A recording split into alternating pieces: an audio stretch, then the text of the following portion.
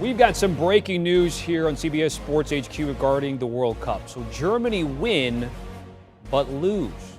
That's because Germany beat Los Ticos Costa Rica 4-2. However, Japan down a goal against Spain, come back to score 2 in the second half to win 2-1. And with those results, taking a look at the Group E table, the Blue Samurai will move on with 6 points. Spain, although losing to Japan, do qualify for the knockout stage because of goal differential superior to Germany. And for Germany, a team that are multiple World Cup winners, Kai Havertz had a double in that 4-2 victory. However, 2 straight World Cup exits before the round of 16 for the Germans. And with more live reactions, go to the House of Champions podcast crew, hosted by Ian Joy. Use your friends dropping your comments and questions in the chat, and make sure you smash the like and subscribe buttons as we review the action from today's incredible World Cup games. With us today, Michael Lahoud, James Bench, and Luis Garcia. Let's get straight into it. We have to begin with Group E. Luis Garcia has a smile on his face. Somewhat smile on his face. Barely, yeah. Overall, Lucho, I mean, that was a crazy day. To see Germany going out, Japan moving on, you'll be happy that Spain also move on, even though they lost the game. Yeah, definitely. I mean, we have to thank Germany to do the job, what they have to do, and get that win against Costa Rica, because we couldn't do it. I mean, we start well, we start dominating, but at the end, Japan, it was just better, more intense, more desire, more commitment, and that's the way that they play. And at the end, they scored those 2 goals. So, yeah, it's been a tricky day for the Spanish supporters. Michael Lahoud, it was a very CONCACAF performance from Costa Rica because they had an opportunity to go through here and they threw it away within minutes. You know, James Benj and I were doing the morning update, and Benj, I said it to you. I used the word CONCACAF. Welcome to that definition. Welcome to that experience. This is what Ian Joy and I get to experience watching the U.S. men's national team, the likes of Mexico, Canada, and now Costa Rica. Boggles my mind how you can gain so much momentum, have the game by the scruff of the neck, and then piss it all away in the blink of an eye. James, just so impressive from Japan to finish the group in the way that they did do. I mean, really emphatic. You can also let us know your feelings on Germany getting knocked out. Wow. Oh, I mean, look, I'm an Englishman. My feelings on Germany getting knocked out are, this is fantastic. I mean, well, that's maybe not true. Certainly a World Cup is always better with Germany in the knockout stages, but not at the expense of this Japan team, because I love them. I love what they're doing.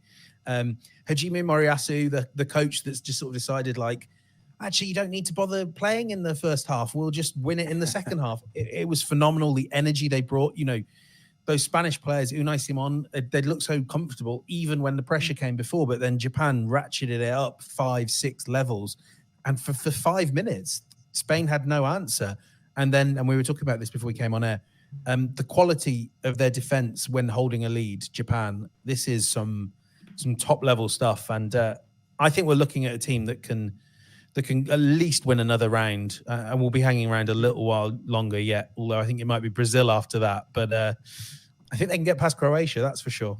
All right, let's get into that a little bit later on. We'll talk about the 2 qualifiers from Group E, but let's begin with Germany getting knocked out. They did win the game against Costa Rica. Serge Gnabry opened the score, and they conceded a couple of goals before Kai Havertz came off the bench and scored 2 himself. Nicholas Füllkrug rounded things off here. But Michael Lahoud, for Germany, okay, it was not a great performance in any way. But let's talk about the competition in whole. They are out of the World Cup. This is a disaster for the German Football Federation. Yeah, they'll be feeling it from the final whistle till when they get back home to Germany.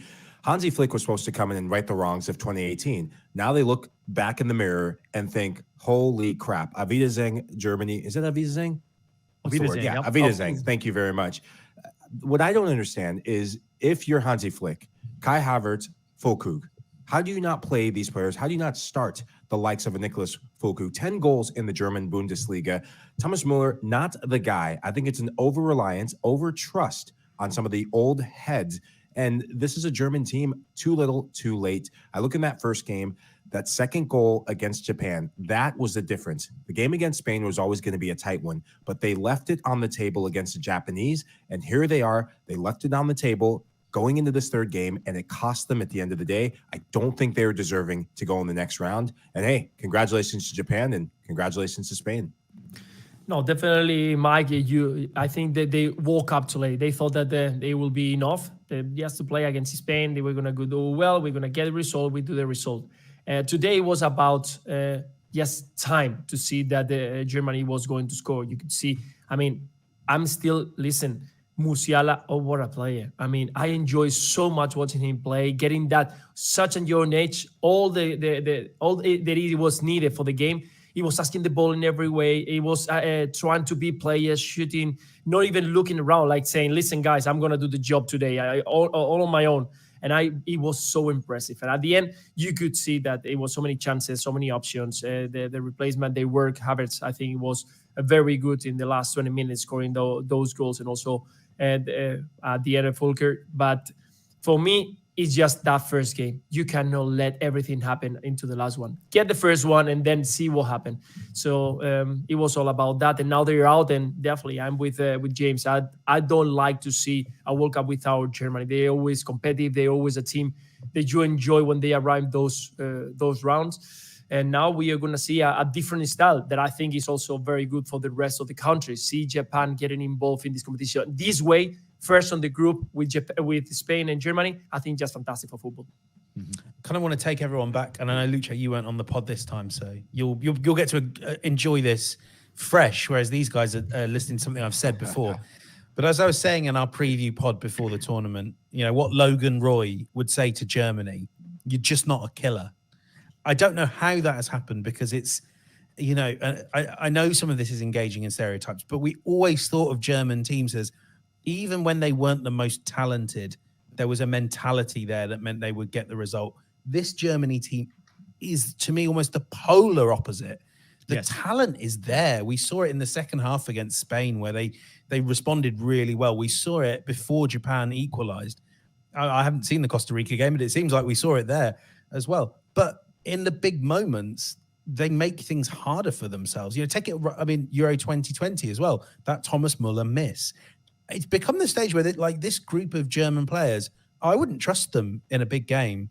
I don't know if that's Hansi Flick. I don't know if that's the type of players that they're creating, mercurial playmakers, no classic number nines, weaknesses at fullback and centre back.